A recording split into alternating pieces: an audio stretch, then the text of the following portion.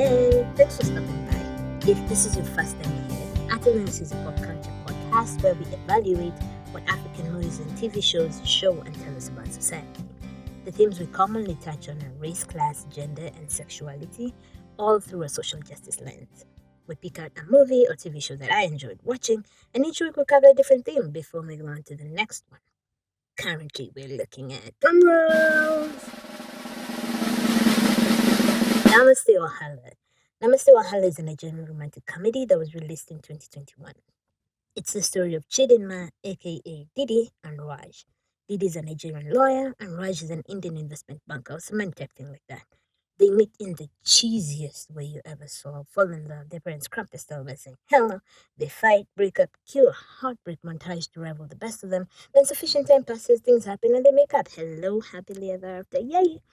Namaste Wahala will be a 6-part review. The 6 key themes we'll look at are 1. Fat girls and sex.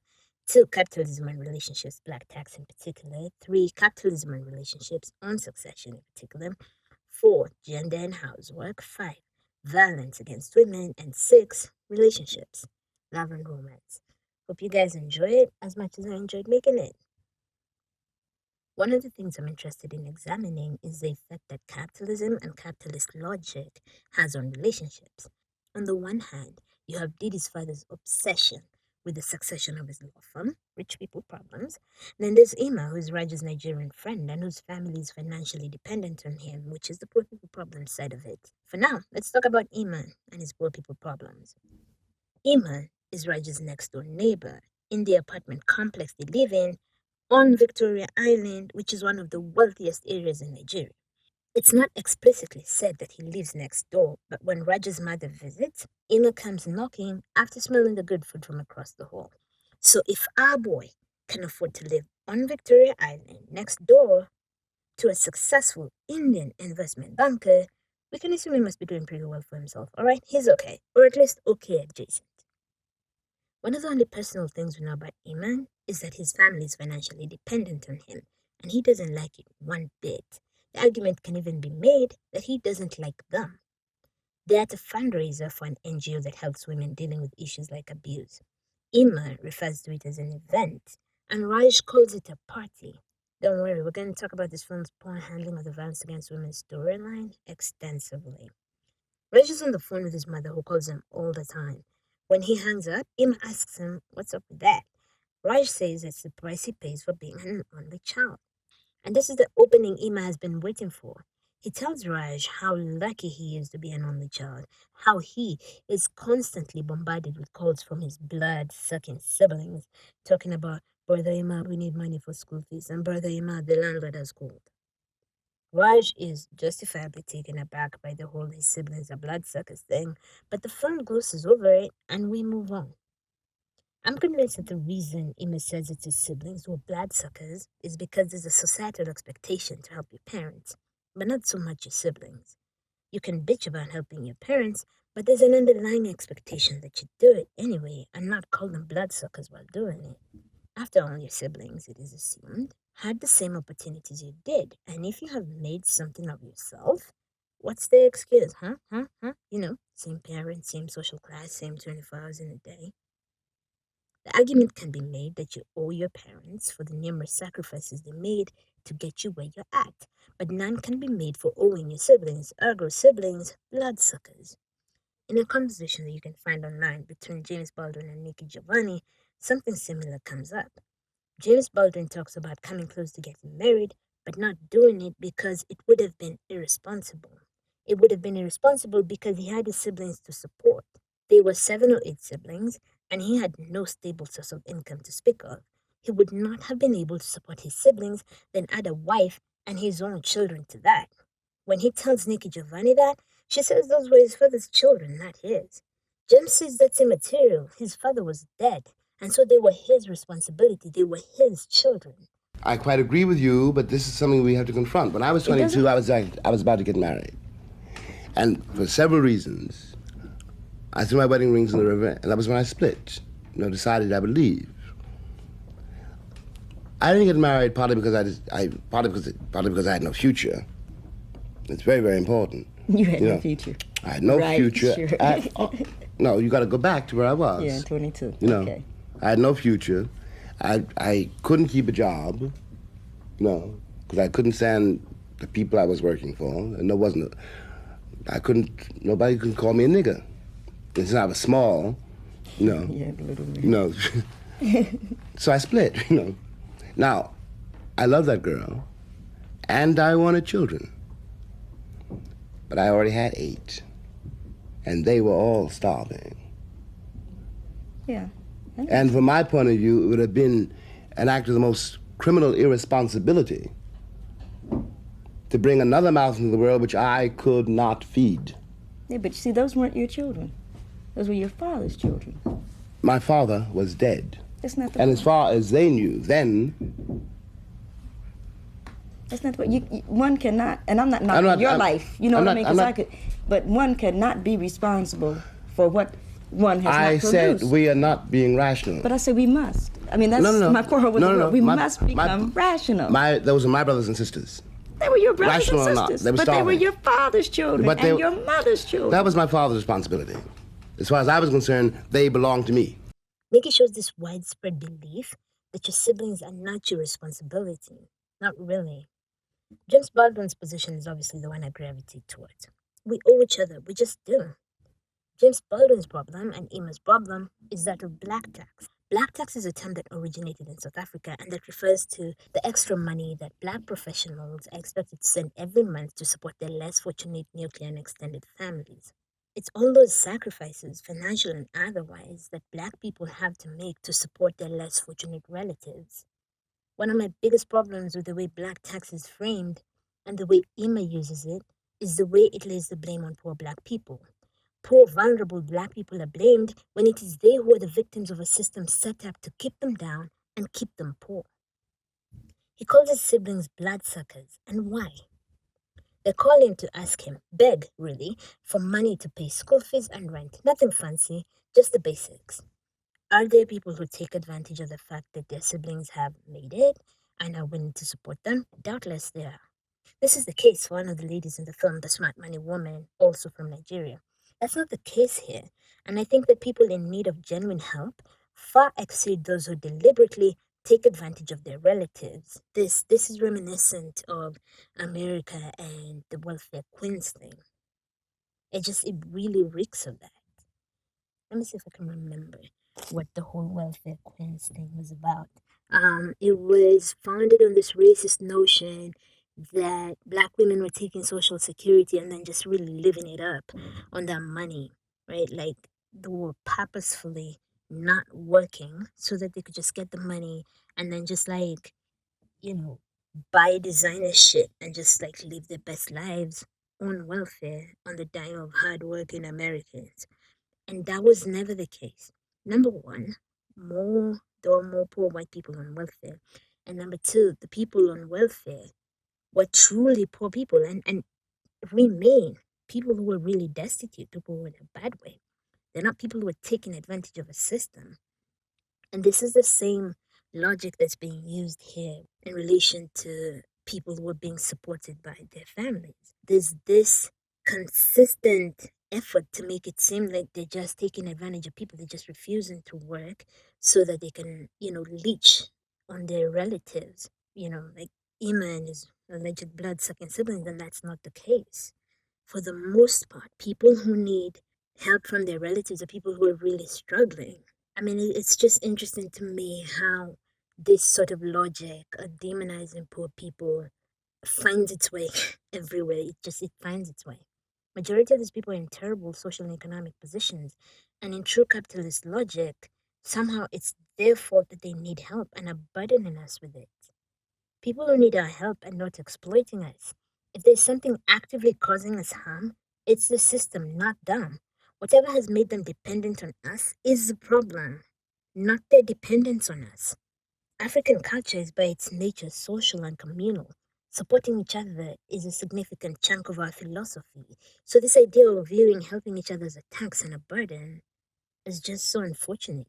We help and support each other. It's what we do. We live with family members who need help and send money home and show up for each other in all the ways we can. How is this not a beautiful thing? How is this not revolutionary? Isn't this how we fight against a system that's constantly trying to kill us? Isn't this how we keep each other alive against all odds?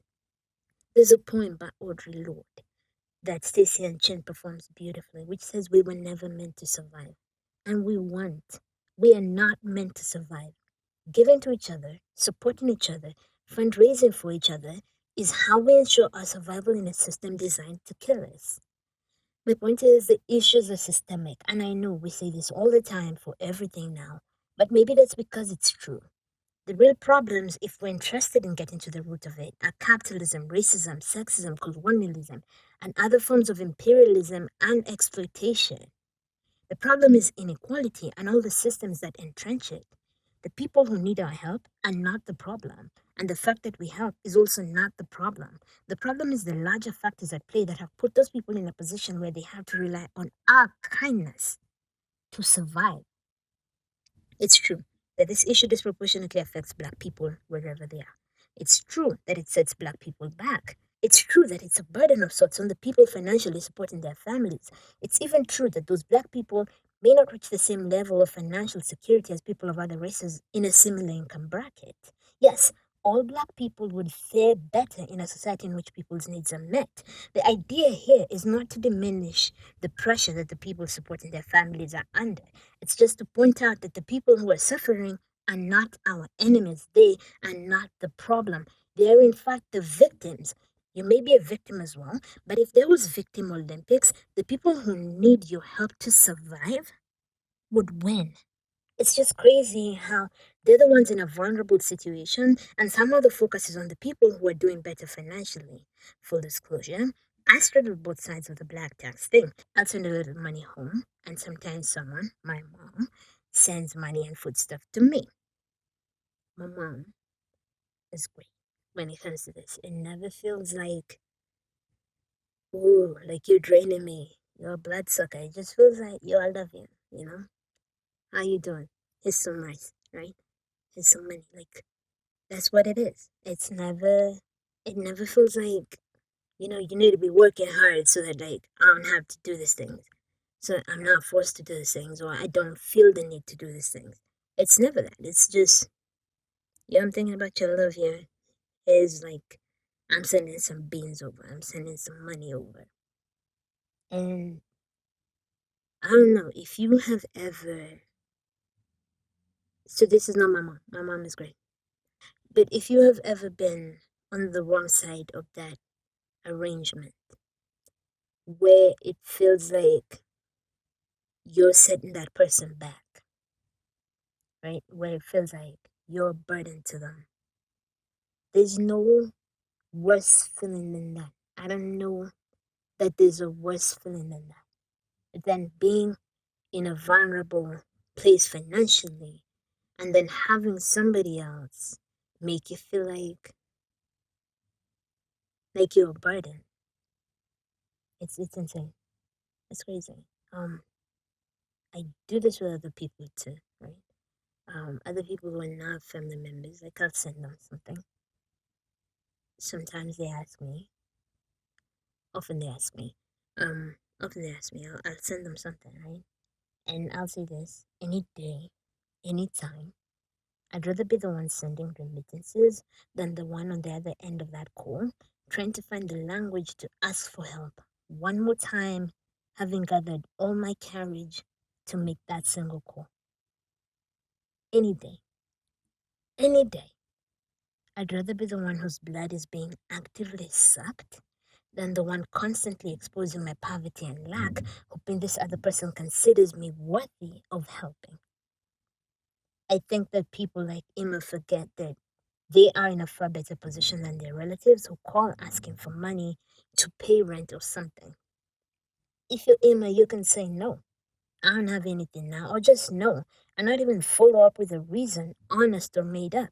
You have the power. And if you've ever had to beg for money or been dependent on someone else for life's necessities, you know which one is the better option to be in. You know. Emma, in this film, lives on Victoria Island, one of the wealthiest areas in Nigeria. And the film wants us to identify with him and feel sorry for him for having to deal with his blood-sucking relatives on African soil, where each paycheck supports more than an individual's immediate family. These people want us to view his siblings as the problem. They want us to vilify them and view him as the true victim, sight unseen.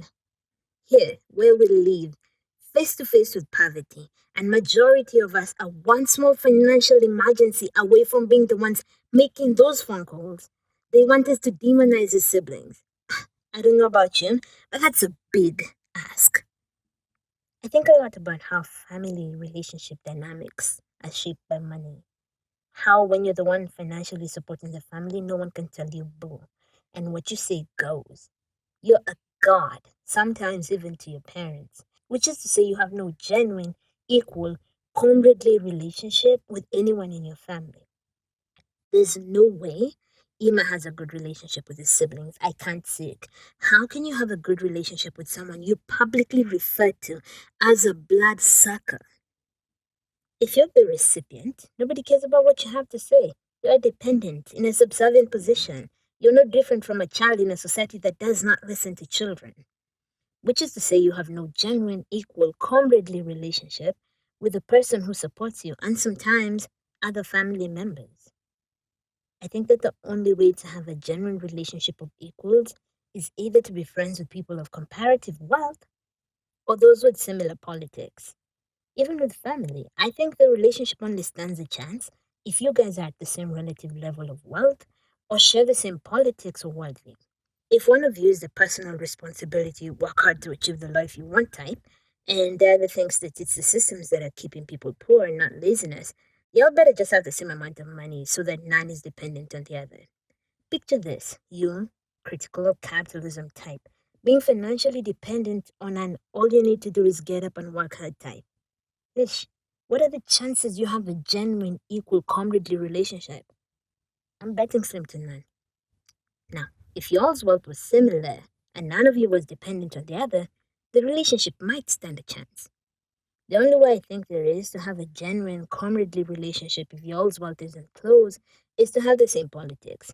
If both of y'all are critical of the system and one of you is dependent on the other, that relationship at least stands a chance. The similar worldview anchors the relationship. In one instance, the foundation is similar wealth, and in the other, the foundation is similar politics. Either way, y'all's relationship needs a similar foundation to survive. Back to Iman.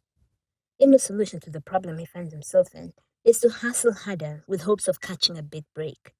It's really confusing because the film makes it seem like Iman's struggling, yet he lives on Victoria Island. It's really quite the conundrum. Anyway, that's Ima's solution. Hustle harder. It makes sense. And in the end, in true capitalist propaganda fashion, he gets some kind of deal and secures the bag.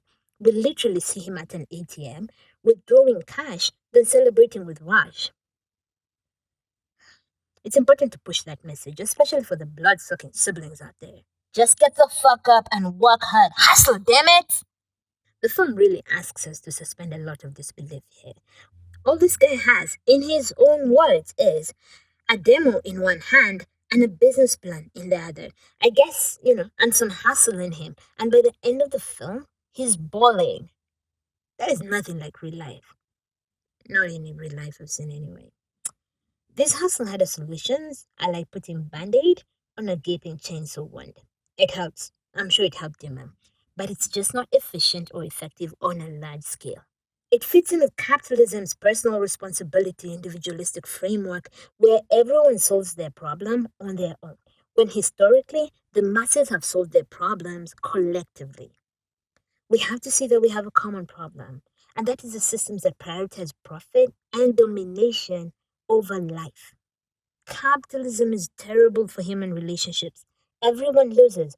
All of nature, including people, animals, land, the atmosphere, no one wins in a system that centers profit over life giving and sustenance. Helping each other is an act of resistance. Caring for each other and sustaining each other is an act of resistance. It is life giving in a system that profits from death and destruction. We have to identify the real black tax. It's the systemic issues. the way our labor is exploited and our resources pillaged by imperialists and their local cronies. It's the way corporations and groups like the IMF actively work to enslave black and brown people. Rather than pathologize and frame poor black people as exploitative, what we need to do is politicize the matter. This is said all the time, and it's because it's true.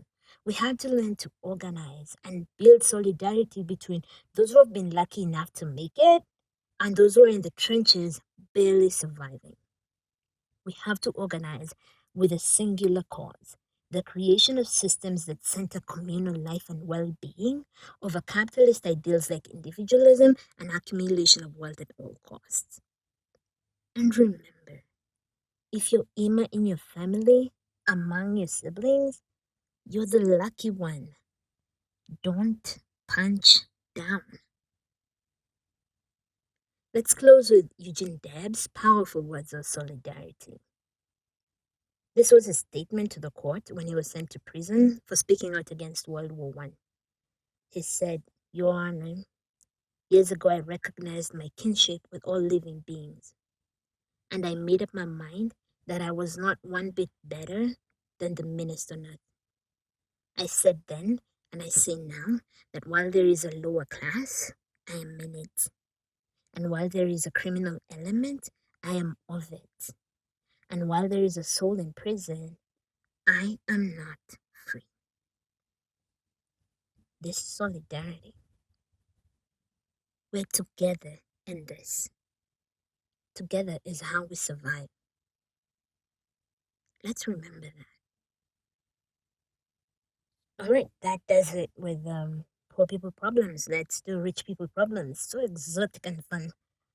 Didi's father runs a successful law firm, and he wants him a successor, preferably one with a penis who is, I guess, going to secure his legacy with it. Didi is apparently complicating these succession plans by living her own life. While they're having breakfast on the morning that Raj and Didi meet, her father laments about Didi's absence from the farm in favor of working at the NGO. They're celebrating some big win, and Didi wasn't part of it. He turns to her and says, "You should have been a part of it from the beginning. Instead, you were sidetracked by your hobby."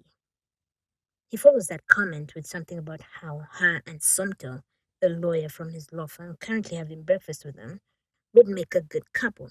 Didi, smart girl that she is, ignores him and starts serving herself breakfast. The job her father is dismissively referring to as a hobby that sidetracked her from focusing on important things at the farm is an NGO that works with women in crisis, dealing with things like sexual abuse, violence, and assault. So, unimportant hobby stuff.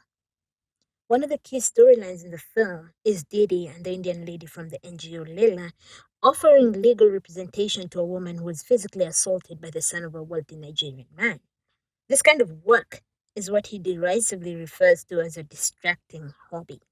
But what is truly revealing is the fact that Didi started working at the NGO as part of her father's law firm's annual CSR activity. Her father goes on whining about Didi's choices when someone with the preferred penile, or is it penist, successor jumps in a misguided attempt to calm his boss down, defend Didi, and I guess score some favor. He says, "I think she understands that it's just a CSR project that continues to keep the company in very positive light." It's almost like companies don't really care about the CSR activities they append their names to. His statement and the way it is received without context tells you everything you need to know about companies and CSR. Her father dismisses her work for two key reasons. One, it's not in keeping with the legacy and succession of the family law firm. And two, it's not the prestigious money maker that the firm is. It's not a career, he insists. The dismissal of her work causes significant tension between father and daughter, and at some point, she even leaves home. He calls it a hobby, to suggest that it's some kind of waste of time, which in a capitalist society, I suppose it is. It's this idea that things only matter, things only have value if the marketplace determines that they have value. This is why people are continually urged to monetize their hobbies, because that's the only time an activity becomes worth pursuing. So this man dismisses the important work his daughter is involved in, and this causes a serious rift between them. Another aspect of their relationship that stood out for me is that he pushes her towards a relationship with Somto because, well, he has a penis and is a good enough lawyer to hand over the law firm to. He doesn't take a single minute to think about whether his daughter likes Somto or not. All that matters to him is securing the cash cow he's built and making sure it goes into the hands of the right penis person. How can a man who we are encouraged to believe is a good man and a good father act in a way in which his primary concern is not his child's happiness and well being, but securing his cash cow? How is this a good man, a good parent?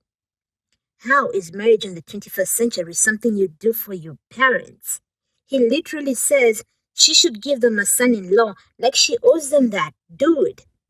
I believe as human beings we owe each other a lot, but you cannot convince me that there is a universe in which we owe our parents a spouse. Jesus Christ. It's also just an interesting reminder about the history and the roots of marriage. It was first of all about getting a wife, which is free labor in the home and the farm. Farm FARM and farm FIRM. And then it was about getting children, more free labor, and finally about making sure those children were only from your sperm so that they can be legitimate heirs of your accumulated wealth. It's always good to be reminded that marriage wasn't about love and companionship, and that even now, it's about a lot more than just love. In this case, marriage is about succession. Because it's not enough to be someone's legitimate heir, you must also have a penis or be legally able to join yourself to one, thus being as a result of said joining a legal holder of a penis or penis adjacent.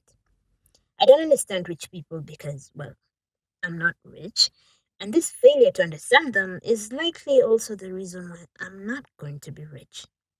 I don't understand why you would want to box your child into anything. The whole thing about money is it gives you freedom to do shit without the shackles of worrying about how you will keep yourself and those you love alive. I would imagine if you're proper rich, it shouldn't bother you whether your child is engaged in activities that generate money or not. Let me speak for myself. If I was stupid rich, as long as my kid wasn't on some destructive path, I'd be cool with them doing whatever. You want to spend your days painting clouds? Do that. Traveling to exotic places? Yes. Smoking weed and playing in a garage band? By all means. Reviewing random African movies online? Okay. If that's the choice you're making. But that's just me. I cannot fathom why I would want my kid in the hassle when they have a way out. Freedom. This is the point of crazy money, especially when you have a cash cow, in this case in the form of a law firm. Hire competent people to run it or sell it when you can no longer run it yourself. But don't force your kid into the straitjacket that is living your life. I think that part of the reason for this insistence that Didi go back to the farm to work and care for it is to further the capitalist propaganda that wealthy people are wealthy because they work hard. With my fictitious kids globe-trotting, smoking weed, and just living their best lives, there's no way to make an argument that they're living that life because they work hard. It's obviously not the case. So for rich people with firms and corporations that exploit other people's labor, then accumulate that wealth for themselves and their progeny, it's very important to keep in place that narrative that they work hard for their shit, and their kids too, and their grandchildren will inherit it after them, and so on. Primo and Sonto are two of the law firm's employees that were shown. It's implied that they are among the best workers at the firm. Both of them must have been heavily involved in brokering the deal Didi's father was being congratulated for. Yet it's safe to assume that all they got for their trouble is likely just their salaries and maybe a bonus. Primo, in fact, spoiler alert, gets fired later on in the film. This is what being a worker looks like. The boss keeps all, or at least majority, of the proceeds of your labor. Meanwhile, back at the ranch, his daughter, who did nothing towards the success of the farm, casually gets to inherit it. This is why workers should own the companies they work for. Anyway, back to succession. While they're having lunch, Reggie's Indian mother confronts Didi's father about needing to leave the law firm to a man when Didi's already a great lawyer. In what is, I'm guessing, supposed to be victory for women, hashtag girl boss feminism, Didi's father concedes that a penis isn't necessarily a prerequisite for inheritance, even though Didi has shown no interest in running the farm. She is inexplicably happy about her father's sudden willingness to entrust it to her. So you have Primo, a cutthroat lawyer who appears to live for the job and has been an asset to the farm, getting fired, while Didi just gets to inherit the shit that she hasn't worked to build at all.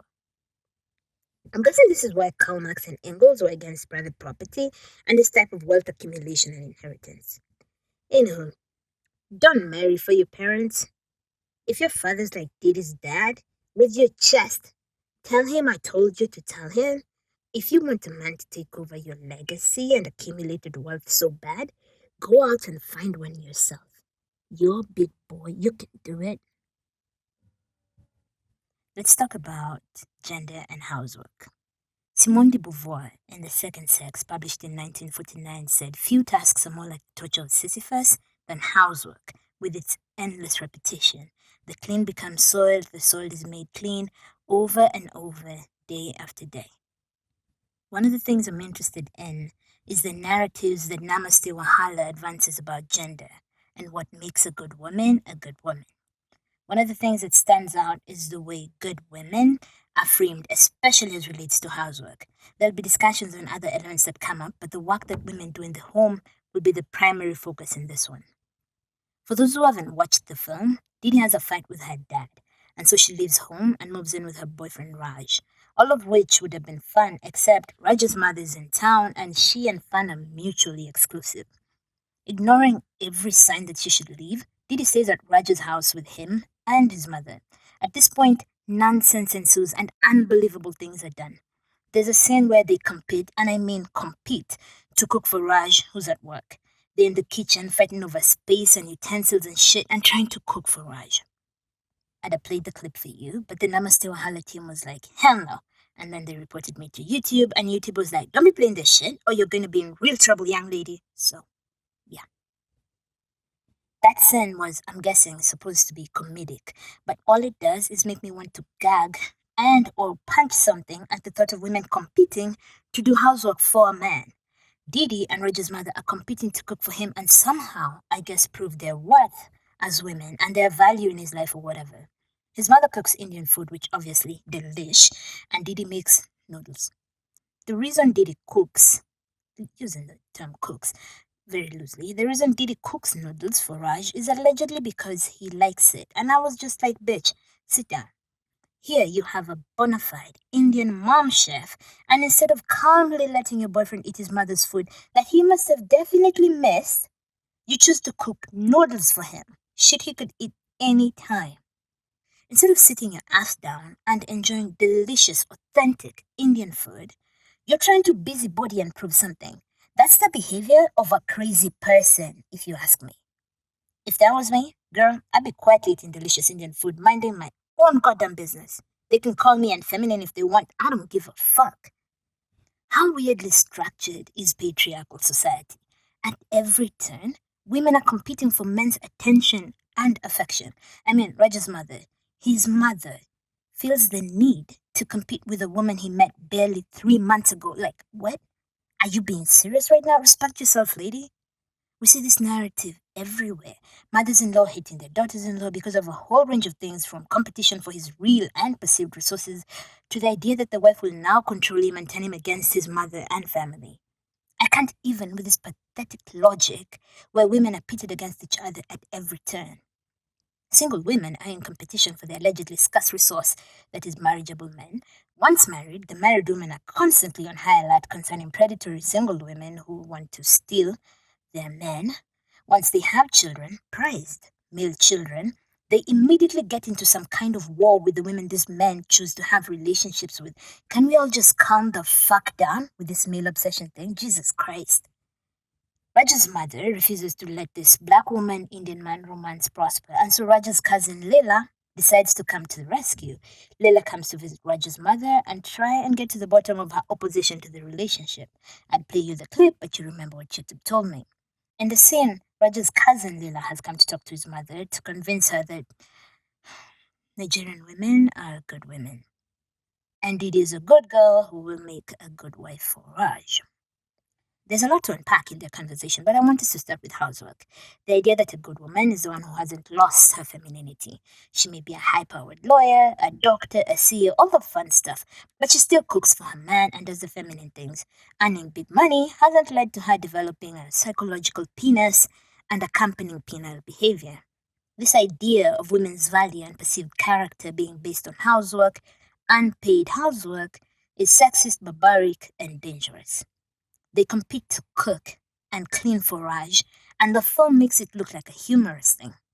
There's nothing humorous about the fact that women all over the world are burdened with doing unpaid work in the home. It disproportionately falls on them, whether or not they have a partner. And in fact, heterosexual women with a male partner do more housework than their single and homosexual counterparts. Women undertake a whole range of unpaid labor, including housework and things like working in the farm in rural areas. By far the largest source of women's unpaid labor is domestic work, aka housework. Domestic work refers to all the work required to maintain a household. It includes cooking, cleaning, grocery shopping, and taking care of children, the sick, and the elderly. It may include collecting firewood and water. This endless labor is not just physical, it's emotional and mental as well. It has negative effects on women's physical health, mental health, and overall well being. So it's not a joke. A 2019 study found that women consistently do more domestic work than men. In fact, married women with children do more housework than single mothers. Married women sleep less and have less leisure time than single mothers as well. You have to ask yourself, why? Is it that having an extra adult in the house increases the amount of work to be done? Nope. It turns out that when women live with adult relatives of the female persuasion, they end up doing less housework. Is it because the men are working outside the home and the women are stay-at-home moms? Regardless of whether or not they're employed outside the home, women tend to do more of the feminine-coded housework, including laundry, cleaning, meal preparation, and taking care of the children. And men continue to do their thing too. Yard work, vehicle care, chasing the occasional spiders and rodents. Yay! It actually gets worse for married women working outside the home. Studies show that in heterosexual households where the woman is the main breadwinner, the more she earns, the less her partner will contribute to the housework. I don't know what math that is, but there you have it. That is what all the successful female African doctors, lawyers, and businesswomen have to contend with. Yay, progress. So it's not the presence of an extra adult, and it's not the fact that women are working in the home and men outside the home that's caused the burden of housework to be borne by women. So what is it then? All we're left with is patriarchy is trash, gender roles are sexist nonsense, and men, well, they're trash. It's obviously a male problem because a long time ago, the Council of Patriarchy sat down and decided that women are more naturally suited to certain jobs. Those jobs being cooking daily, cleaning endlessly, caring for children, and doing everything required to keep the home running day to day. It's long been ingrained in women that the home is a reflection and extension of them. A good woman is one who does all the necessary things on the home front. One of the reasons floated for why married women do more housework than single women is the pressure to perform what society considers appropriate behavior for good wives and mothers. Somehow, when you're paired up with a man, there's a heightened expectation to perform gender even more, and men are reaping all the benefits while contributing jack shit in the way of domestic labor. In fact, research shows that when it appears that the gap between domestic labor is being closed, it's usually because women abandon some chores completely, not because men are picking up the slack. So, on the one hand, you have Didi competing with Raj's mother to prove that she's a good feminine woman who can take care of her son by engaging in unpaid housework in the form of cooking. Meanwhile, back at the ranch, in their massive mansion, her own mother has a domestic worker, a servant to do a significant chunk of that labor for her.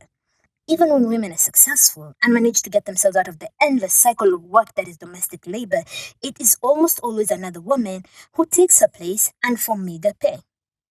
Domestic workers are paid poverty wages because housework, aka women's work, is devalued and not even viewed as real exacting work. I mean, if children can be compelled to do it, how hard can it really be?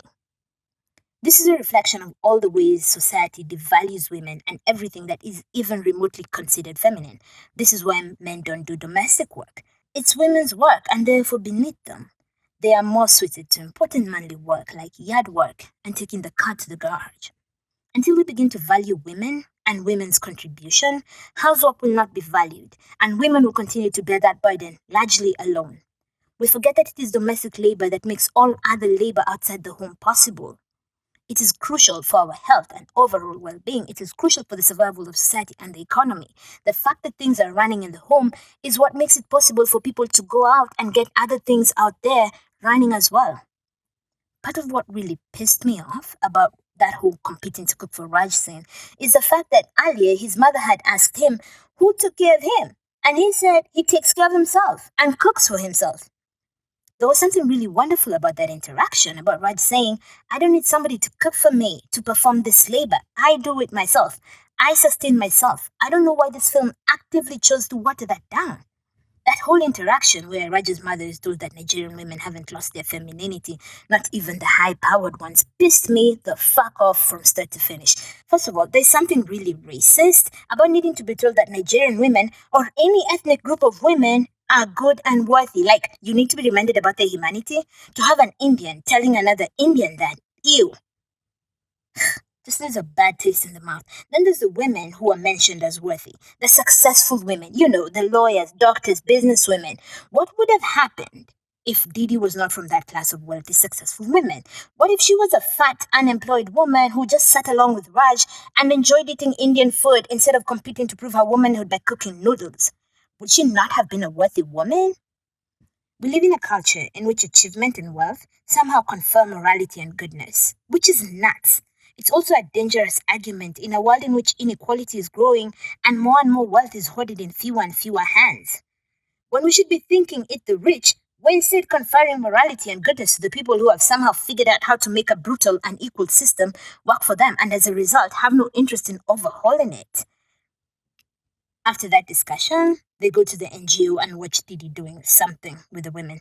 Something which I've watched several times and can confirm with certainty cannot be explained, mainly because it's just filler nonsense. Anyway, seeing her with the women the NGO is helping serves to confirm to her that she is one of the good ones in Raj's mother's eyes. And now Raj's mother finally approves of that union.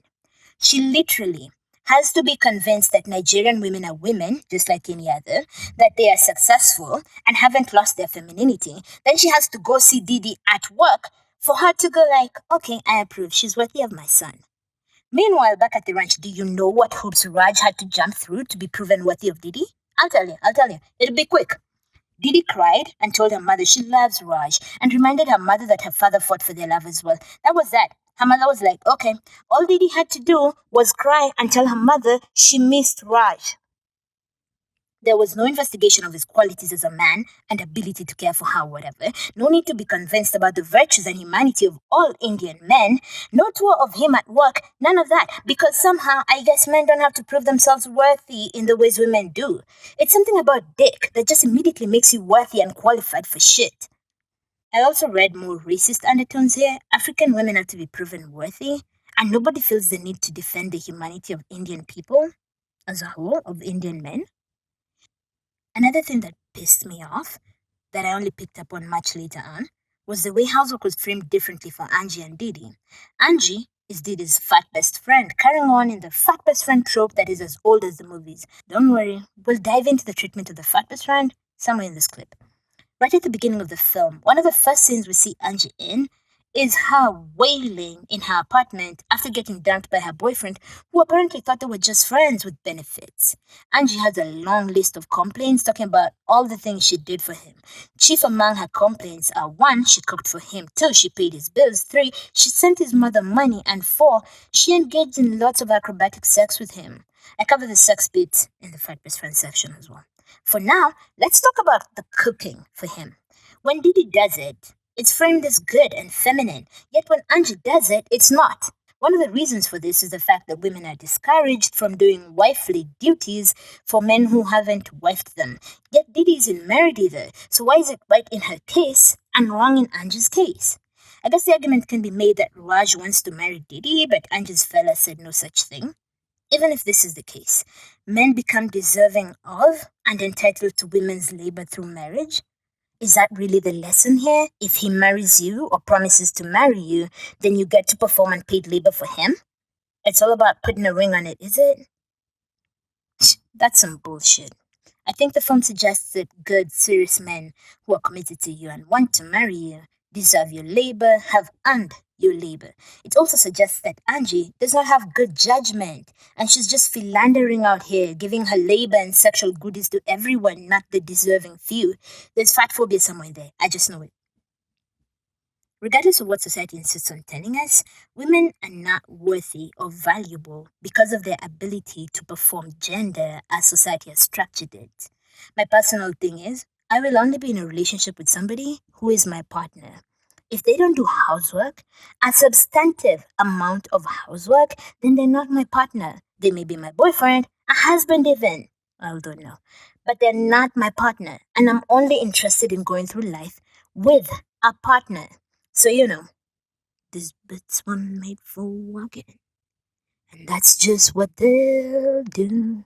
One of these days, these boots are gonna walk all over you. I'd like to close with the words of the revolutionary Thomas Sankara on women and unpaid labor in the home. In his book, Women's Liberation and the African Freedom Struggle, which is a transcription of a speech he gave, he said some radical things about women's position in society, especially as pertains to marriage and labor. Talking about men exploiting women, he says, quote, women became the body, his conquest and trade. He profited from their labor power and took his fill from the myriad of pleasures they afforded him. Of women, he says, quote, relegated to the role of child raiser and servant, woman shared the lot of a slave, who in slave society was nothing more than a beast of burden with a human face. He talks about how little girls are forced very early on into this labor when boys their age are still allowed to play and enjoy their childhood. Quote, she, the little girl, with little ceremony, will enter into production. She already has a trade, assistant, housewife. It is an occupation without pay since, as is generally said, a housewife does nothing. She will pay a heavy price for having been born female. On housework, he says, quote, and what about housework? This all consuming, brutalizing work that has a tendency to turn you women into robots and leave no time or energy to think. This is why we need resolute action directed towards men and at implementing at a large scale networks of social services such as nurseries, daycare centers, and cafeterias.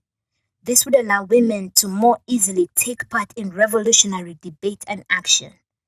Men and women will from now on share all the tasks in the home. This was Burkina Faso in the 80s, with Thomas Sankara saying men and women will from now on share all the tasks in the home. There is no revolution without the liberation of women. Long live Thomas Sankara, long live. There is no revolution without the liberation of women. Long live Thomas Sankara, long live. Let's talk about violence against women. One of the biggest storylines in Namaste Wahala is about violence against women. This is the one thing that ties the entire film together, and I don't think that it could have been done worse.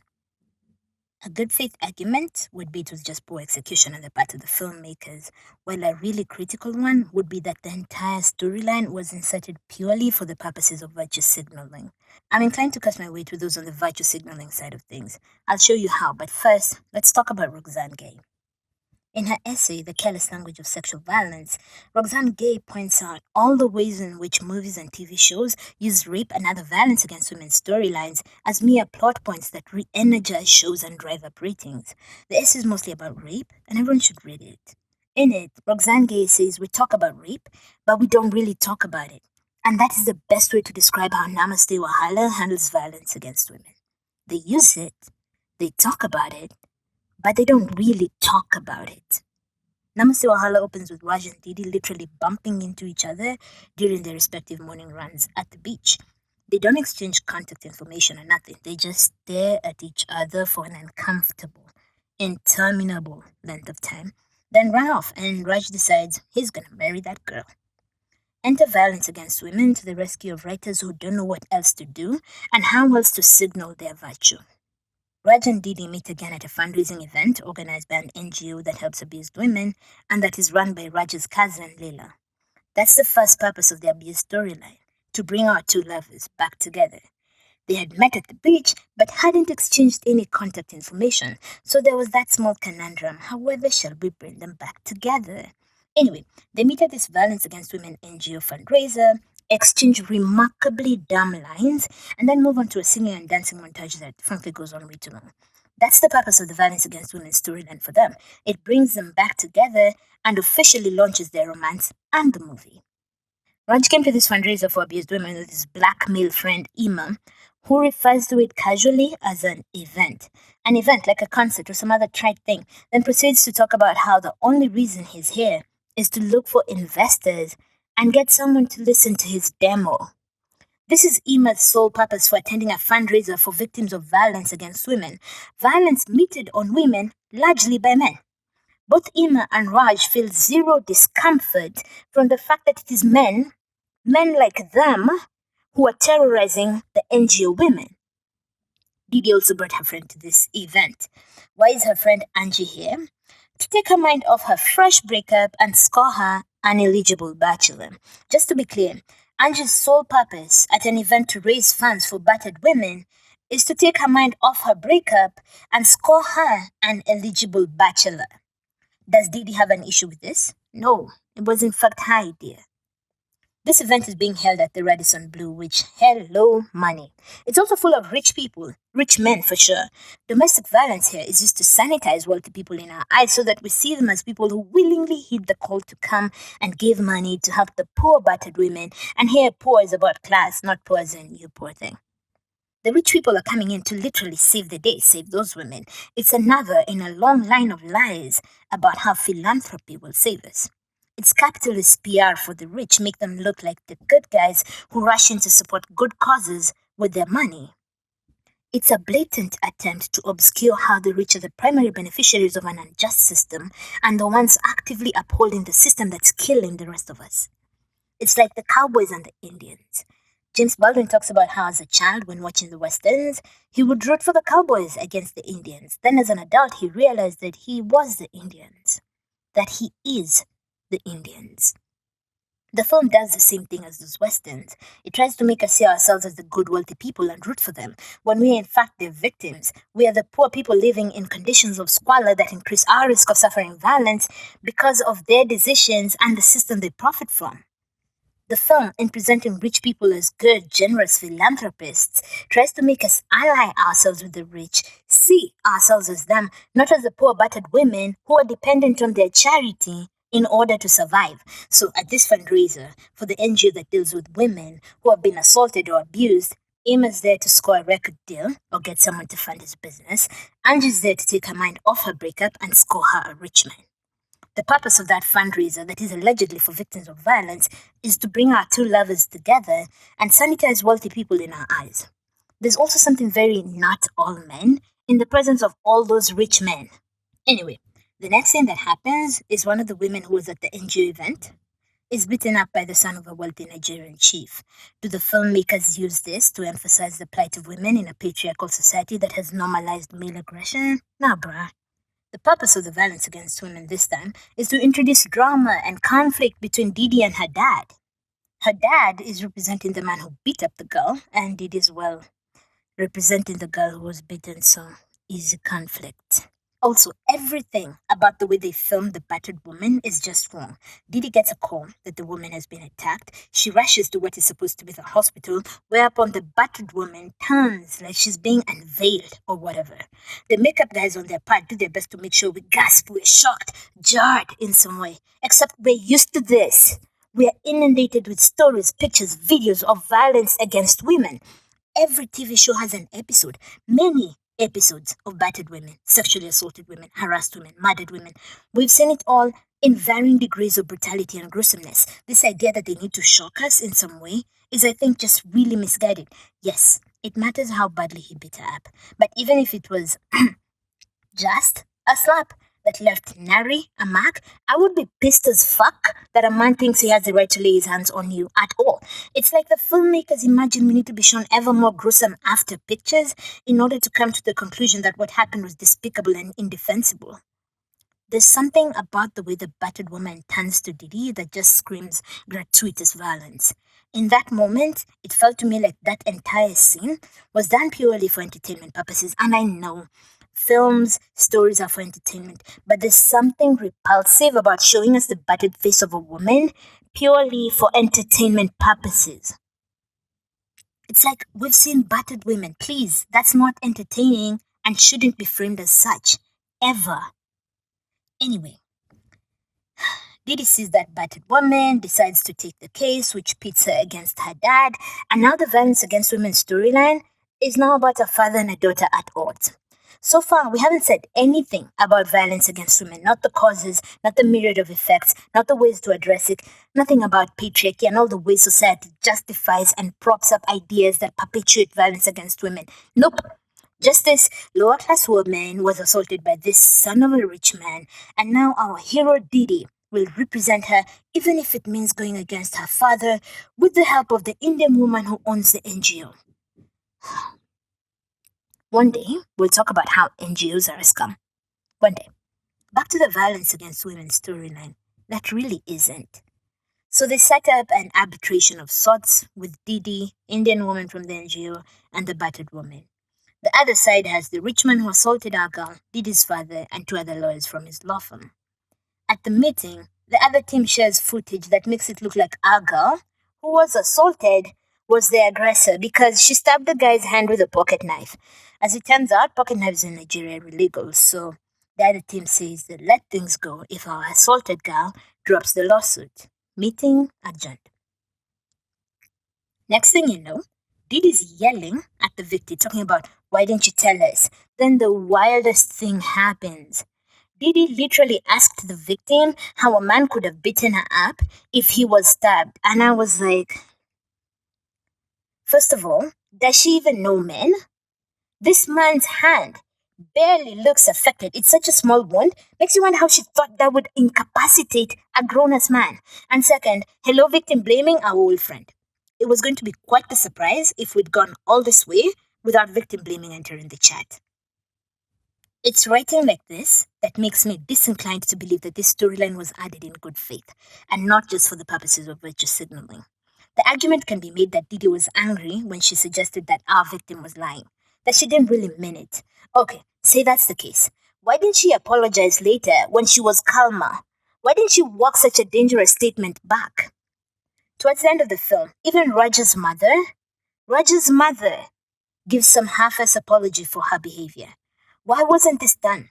Why wasn't it considered important to clarify to the victim herself, and perhaps to the people watching the story, that what was said to that girl in the heat of anger wasn't okay? Our victim withheld that information because she was scared that she would not be believed. And Didi proved that 100% right. Didi should have apologized to her. It was wrong as a person, and it was wrong in her professional capacity as a lawyer working with victims of violence. What the hell happened to believe victims? That man's body language says it all. He knows he's untouchable. Our girl was right to be scared. Anyway, good sense partially returns to Didi. Partially. And she chooses to believe our girl. She goes out seeking evidence at the hotel where it happened. She speaks to the receptionist, who says that the CCTV footage she's looking for is unavailable multiple times. What does our girl Didi do when it looks like she won't be getting that footage? She brandishes the picture of the girl who was assaulted and then proceeds to ask questions like, what if it was your sister? Would the footage still be unavailable? Something about that scene is so difficult to watch and so infuriating. There's something so invasive about showing that gruesome picture to strangers without the consent of the victim. Beyond that, I'm just wondering why she's frustrating and guilt-tripping mere workers in that hotel. What are front desk workers going to do? Go against management and risk their jobs? Bitch, please. This is class warfare. Leave the workers alone. If you so desperately, Want to get your hands on that footage? Subpoena the hotel or send them a demand letter or whatever other legal thing that says a crime was committed in your hotel, and unless you want to be considered culpable or otherwise implicated, you need to share the footage of what happened that night. Now we're made to somehow feel like these front desk workers, these women are being difficult. Come on! Go flex your muscle on management and the owner of the hotel, not mere workers who only follow instructions handed to them from the top. Anyway, the worker tells her an imposing woman came and took it. Didi, in a fit of righteous indignation that is, I suppose, supposed to show us how committed she is to the pursuit of justice, bursts into her father's boardroom and accuses him of having the footage from the hotel destroyed. Once again, this violence against women storyline exists to build up the conflict and drama between father and daughter. Didi and her father exchange harsh words, and in her righteous indignation, she moves out of home. This moving out of home because of a fight with her father over the assault case is what pushes the story forward. She goes to Raj's place. Raj's mom is away, so they do the nasty things his mother's been keeping them from doing. And then his mother comes home unexpectedly. Big fight. Raj calms everyone down. Didi and Raj's mother engage in some extreme nonsense involving competing for his attention and affection by cooking for him. I cover this absurdity extensively in the segment on women and housework. Remember, Didi's at Raj's place because of a fight with her dad. Her mother's like, where my kid at? Her mom goes to her best friend Angie's place, finds Didi's nowhere to be found, so she settles for fat shaming and slut shaming Angie. I cover the film's treatment of fat girls and sex in that segment. Later, she goes to Raj's place to pick Didi up. Another big fight ensues, and this time, Didi lives with her. Sad, heartbroken Didi continues to work on the assault case. Just as a brief recap, the violence against women storyline was most recently used to cause a fight between Didi and her father, which leads to her leaving home and moving in with her boyfriend.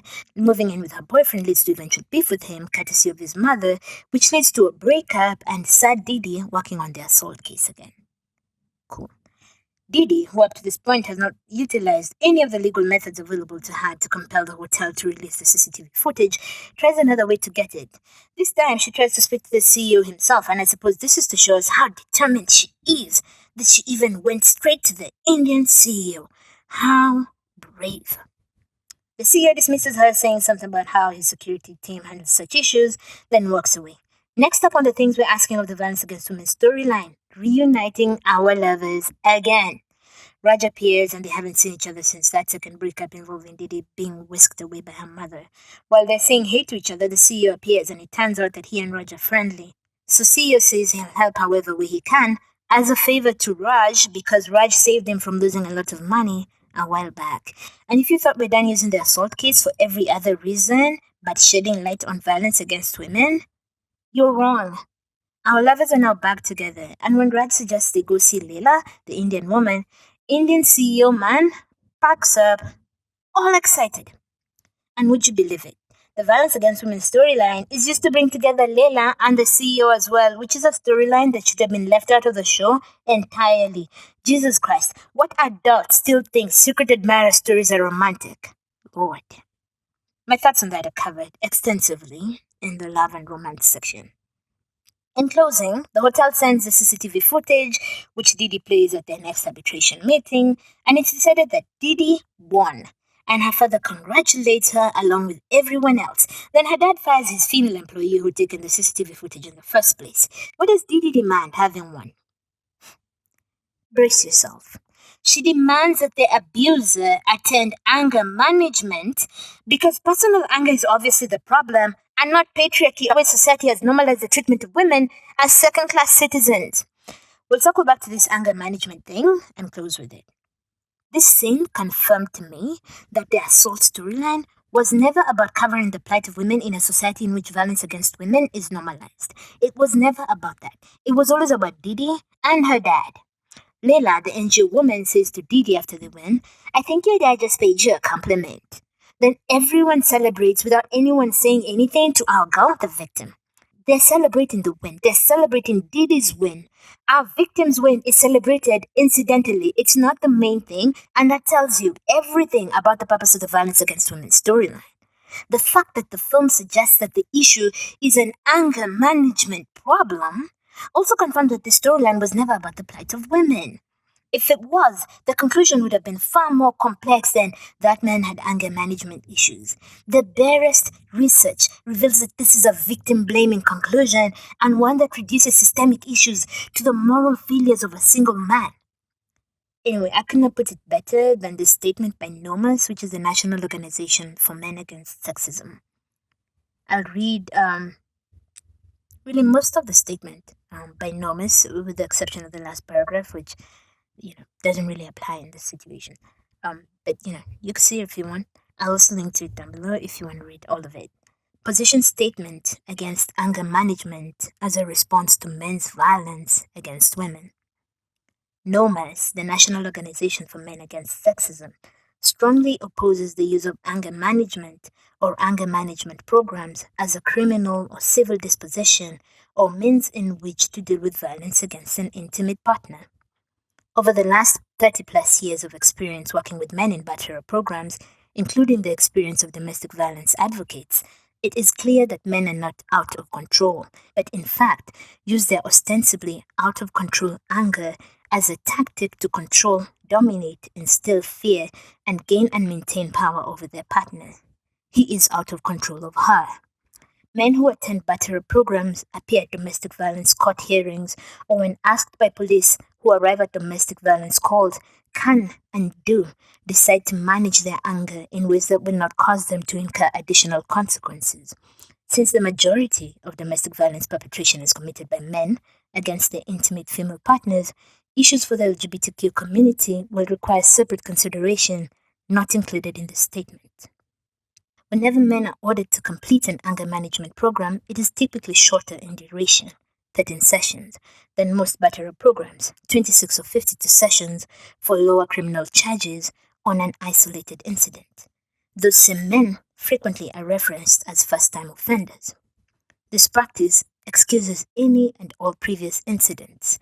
His behavior looks as if it was less serious when in fact the seriousness of his abusive behavior remains unknown with the exception of the woman he has and may continue to abuse. Anger management programs and practices place blame on the victim. Its practices require her to participate and take responsibility for managing his anger and behavior, simultaneously diminishing his full accountability and responsibility for his behavior. Anger management programs and practices implies his inability to control his anger whenever anger management practices are offered as a solution to his behavior. This affords him an additional opportunity to not take full responsibility for his behavior. Anger management practices collude with the batterer by disregarding and or rejecting sexist, misogynist, entitlement, privileged attitudes and beliefs which perpetuates men's abuse of the women in which they're partnered. Anger management does not take into account a man's premeditated controlling behaviors which inflict increasing fear and terror in his partner over time. It is clear that intimate partner violence is not driven by a man's anger and lack of self-control. It is clearly driven by his imposing need to have power over in order to maintain domination over his partner. Anger management practices psychologize a batterer's abusive and controlling behaviors as an individual problem. Its practices and strategies ignore the social and political contexts that have historically condoned and perpetuated men's violence against women. In the end, society is not required to assume responsibility for addressing the cultural, social, and political challenges when holding men accountable. Society will not be required to achieve the endemic, social, political, and institutional changes essential to ending violence against women. Batterer accountability programs that embrace a socio-political anti-oppression analysis can be an option as a viable mechanism for holding offenders accountable in conjunction with the criminal and civil justice systems for acts of domestic violence against an intimate female partner. That's the end of the excerpt of the NOMAS statement written by Gregory White for NOMAS, Ending Men's Violence Task Group. This is why no good faith argument in defense of the Namaste Wahala filmmakers can withstand even the barest scrutiny. They did a terrible job in this one. They had no business using violence against women for all these other extraneous reasons. There's just no way to justify what they did. None, zero. That does it for today. Go read Roxane Gay's The Careless Language of Sexual Violence. It's more than worth it. One of the aspects of the film I was really interested in right from the start is the narratives woven about the fat character, Angie, who, full disclosure, is my favorite character on the show. Angie is a fat girl, and she's Didi's best friend, carrying on in a long tradition of the slim girl's fat best friend. Let's talk about fat girl tropes. The fat best friend is a common trope in entertainment and has three common manifestations, shall we say. Type A is a big, fun, brash, outspoken, sometimes crass character. She's the extroverted jokester compared to the uptight, tactful, slim main character. She's funny and confrontational and doesn't care about losing weight. For women, this trope is almost always accompanied by a prolific sex life. Think Fat Amy from Pitch Perfect, Kelly Prenny, Issa's friend on Insecure, Issa McCarthy in almost anything except Mike and Molly and Gilmore Girls. You can't begin to know it, how much we really care. I hear your voice inside me, I see your face everywhere. Still you say we belong to thunder.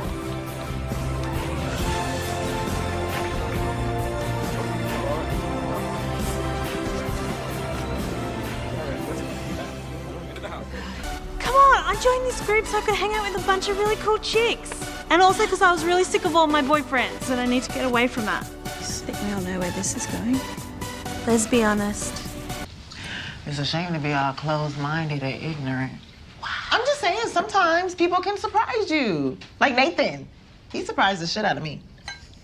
Is Nathan the black one? Kelly, can you learn a nigga's name for once? You are not fucking my man. Which one is Andrew? Is he the black one or the Asian one? The Asian one. Good, because I've been fucking the black one a lot. I'm not trying to have a Coachella repeat, and I'm not trying to fight any more white bitches until after the movie is over, okay? But you still fighting pregnant bitches, or? Oh, girl, no. Tiffany made her the godmother. Now, if she died, I gotta take the baby. Wouldn't Derek get the baby? Is that how it works? I hope so, because if I wanted a kid, I would have kept the last one. Wait. Fickle? What about your man? The tiny nigga from Coachella. Girl, that nigga was on some DJ Khaled shit, didn't want to go down on me, so I told him, you ain't smart. You ain't a genius, okay? Type B is the shrinking violet. This fat best friend knows they're fat, and it's one of their biggest insecurities. They're shy, awkward, and generally have a low self-esteem. A good example is Samuel Turley, Jon Snow's best friend from Game of Thrones. Sam has a terrible self-esteem as a result of being constantly belittled by his father and brothers too, if I'm not wrong. Type C is the ditz. This fat best friend can be profoundly stupid or simply airheaded and plain weird. They may have some type A traits like being extroverted and may speak or walk slowly. A good example would be the weird and eccentric Gibby from iCarly. Angie, Didi's best friend, is type A. She's funny, snarky, extroverted, and doesn't appear to care about her weight. Like other fat best friends before her, she doesn't quite have a boyfriend, and even the one she may or may not have is not shown on screen, and we're not told much about him, which is in keeping with the trope. Often though, as in Angie's case, our character is framed as really being out there and doing the most when it comes to racking up notches on the bedpost, so to speak. One of the first scenes we have of Angie is in her apartment where she's wailing about her boyfriend leaving her. A guy who even her best friend Didi did not know was her boyfriend. Didi actually names some other guy, which is the first hint we're given that our girl Angie is out there juggling the fellas with the best of them. Angie's hurt that she's gotten dumped in general. But she has some specific grievances. She's upset about the fact that she was out there 1, cooking for him, 2, paying his bills, 3, sending his mother money, and 4, engaging in all that sex. We'll talk about cooking for him and the way Namaste Wahala frames housework in another segment of this video. For now, let's talk about sex and the way society speaks to women about it, especially fat women. Angie talks about sex as something she did for that man and something she went out of her way to do really well for him. She did a lot, y'all, including sex in acrobatic positions, upside down, which, yeah, that's a lot. The issue here is the way we continue to frame sex as something women do for men, like cooking and cleaning and paying his bills. It's something you do for him and not for yourself. Sexual desire in our culture remains this thing that all normal men have in abundance. The only women who have comparative sexual desire are slightly promiscuous types. It's constantly reinforced that sex is something men do and enjoy constantly. But just you wait until a woman claims to like and enjoy sex that much. She's branded with a scarlet A, or is it S now? Pick up any Cosmo or women's magazine, and you will be reminded that sex is something women do for men and that they have to do well or risk losing said men. This means keeping it fresh and exciting and keeping up with the latest advancements in blowjobs and sexual positions to keep your man fulfilled. In Angie's case, that meant acrobatic upside down sex. Whatever it takes because men are visual and sexual beings, blah blah blah. Women's sexuality is only spoken of and only acceptable when it's in the service of men, the literal service of men. This whole idea of tying women's sexuality to the service of men denies women a critical part of themselves. It keeps women from embracing the fact that they're sexual beings, keeps them from being adventurous and curious about their own sexual needs and desires. There's an episode of The Carmichael Show in which they talk about pornography and, by extension, masturbation. Do you have any fetishes? I'm not doing this with you, Maxine. Or like a favorite porn star? Ariana Marie. Who's that? Actually, it's a tie between her and Alexis Texas. They're both from Texas. Actually, Ariana is from Clearwater, Florida. She grew up in Texas, though. She's like 5'4", dark hair, green eyes. You know the type. Wait, do you have this girl's rookie card or something? Oh. Also, I really like Danny Daniels. She's really funny on Instagram. Oh, you follow her on Instagram? Yep. Oh, honorary mention Cassidy Banks and Harley Dean. Well, Gerard, women have just as much need and desire as men. This might surprise you to hear, but I watch porn too. You watch porn? When are you finding all the time to watch these real people have sex anyway? I don't know, like last night. Last night? I was here last night. Yeah, I know you were home. I drew myself a bath, had a little me time. You were asleep. Well, why didn't you wake me up? Think I could have helped you out with that, Maxine. You wake me up for everything. You woke me up because you thought you solved making a murderer. Are you really uncomfortable with the idea of me watching porn? No, I'm not uncomfortable. I'm just worried about you having all these products near the bathtub. It voids the Apple Care. So you're just gonna take all my Apple products? Steve Jobs didn't die for this.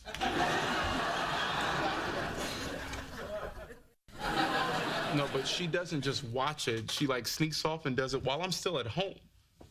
You telling me that Maxine watches porn while her able-bodied boyfriend is available in the next room? Yes.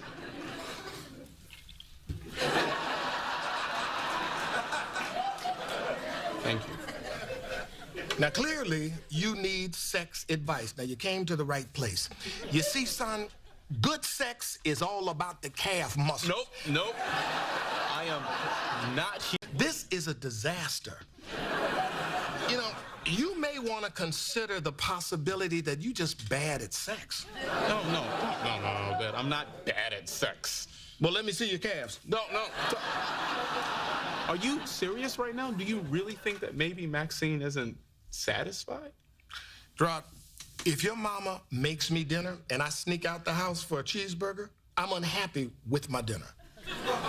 Maxine is unhappy with her dinner. Capiche? Yeah. Maxine, am I bad at sex? First of all, close the door. Gerard casually admits to watching porn and has a whole list of his top porn stars at the tip of his tongue. But when Maxine admits to watching it, he suddenly has reservations about it. When he finds out that she has me time, where she takes care of herself, sometimes even when he's in the house, he spirals and wonders if he's bad at sex. She actually has to tell him that women have comparative sexual desire and explain that sometimes you just want something different. Sometimes you want to play team sports, and other times you're good on your own. We have a million movie jokes about teen boys masturbating and so few about women exploring their own sexual pleasure. The only female teen masturbation jokes I can think of are on sex education. There's one where Vivo Dusanya is having some me time in the bathroom in school. Then someone in one of the other stalls starts to download some really strong stuff that interrupts her fun times. The other one is the one where Amy spirals after her boyfriend tells her that what he's into is girls enjoying themselves during sex, not faking it. She goes to Otis and he asks her what she enjoys on her own, to which she says, "Ew, I don't do that." Then Otis prescribes a wank, and boy does Amy follow instructions. She does it so much that the next day she walks up to Otis, hair all rumpled up, and says she's been wanking so much she's afraid her clit will fall off. Most women like Amy don't even touch themselves because of the ingrained societal shame and guilt associated with it. It's why so many women believe masturbation is something that only boys or men do. Society works overtime to keep women from embracing their sexuality and pursuing sexual pleasure, insisting that it's only right when you're doing it to make babies or for a man. This idea that sexual pleasure is exclusively for men results in things like the orgasm gap and women lying about achieving orgasm when they haven't because they just don't view their own sexual pleasure as a priority.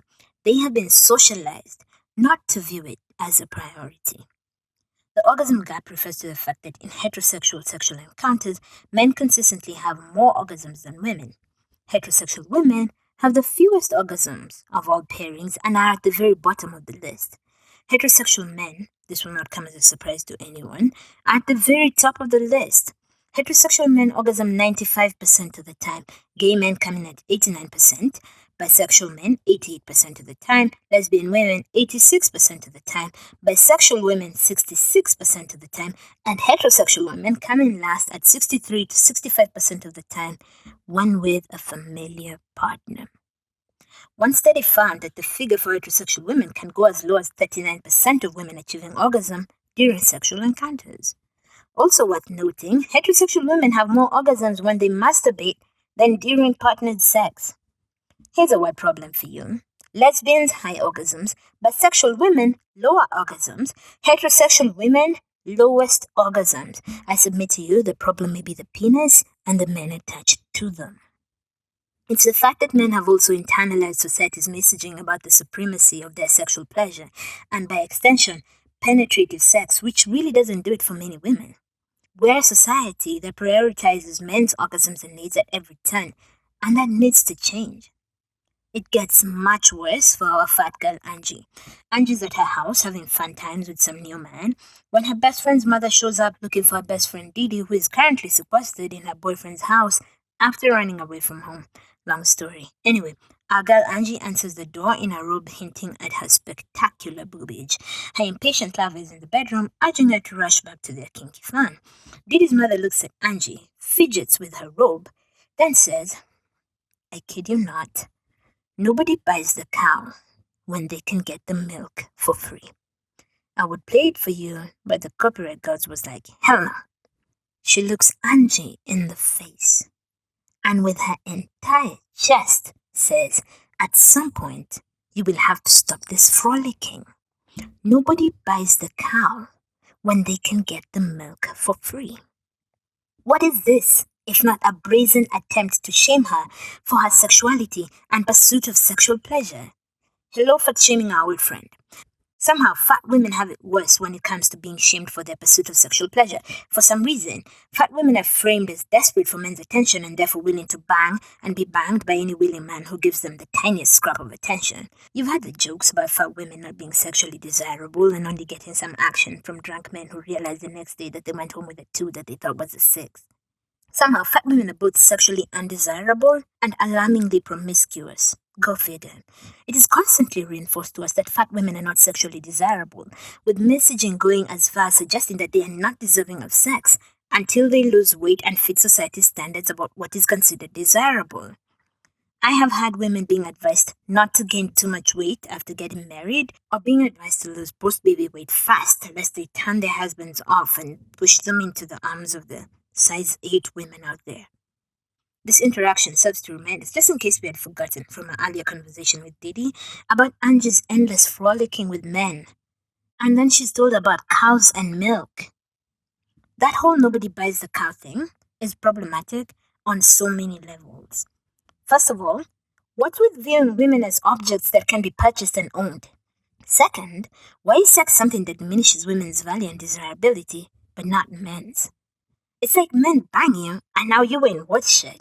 If there's something about coming into contact with a dick that somehow diminishes a woman's value, then friends, maybe it's something wrong with the dick, not the woman. Assuming that getting bought is getting married and not having your milk just haphazardly drunk for free, why is marriage the goal of romantic relationships? It's assumed that marriage is synonymous with commitment, which anyone who's even half conscious and looking at our society knows is faulty logic. The fact that a couple stood in front of people and signed a special government paper promising not to bang other people doesn't mean shit. There really is no glory in being the cow that was bought. You'll just be milked along with other cows and maybe even a few bulls that you may or may not know about. Then there's the idea that women's decisions, women's choices should revolve around what men want and consider acceptable so that they can get picked. You never hear men being threatened with not being chosen by women if they do something, but women always have this sword of Damocles hanging above their heads about how they won't be picked. And the list is long. Don't look a certain way, don't talk a certain way, don't be in a certain income bracket, don't have a certain body count, don't be a certain body size. Women hear it all the time. It's insane how much power rests in the hands of men. Women are just standing there, twiddling their fingers, waiting to be picked. It's like society doesn't want women actively picking. The full extent of women's choice is supposed to be picking from among the men who have expressed an interest in you. Meanwhile, men get to go out there and shoot their shot without being limited only to the women who approach them first. Until recently, it wasn't socially acceptable for women to ask men out, and it still largely remains something only a few women dare to do. It's also on men to decide when they're ready to get married and then ask women. Women don't exercise as much choosing and decision power as men do, and this power imbalance permeates every part of heterosexual relationships. It's really nuts what we ask women to do in this society. It's like whatever men want is what women have to be. Jill Scott said it best in her fantastic poem, Nothing is for Nothing. This poem is called Nothing is for Nothing. If you feel it, holler when you hear it. I had been turning tricks longer than I actually knew it. Being whatever they wanted me to be, whenever they wanted me to be it. A freak. Inside, outside, kitchen counters, laundromats, 2 at a time, hotels, motels, and back seats of leased cars, vans, and Jeeps. Made myself like it, because they liked it. And I liked that they liked it, so I continued being the perfect image of a wet dream. Nasty, wild, exotic, erotic. Freak was what they wanted, so freak was who I was. And everybody was walking around talking about me.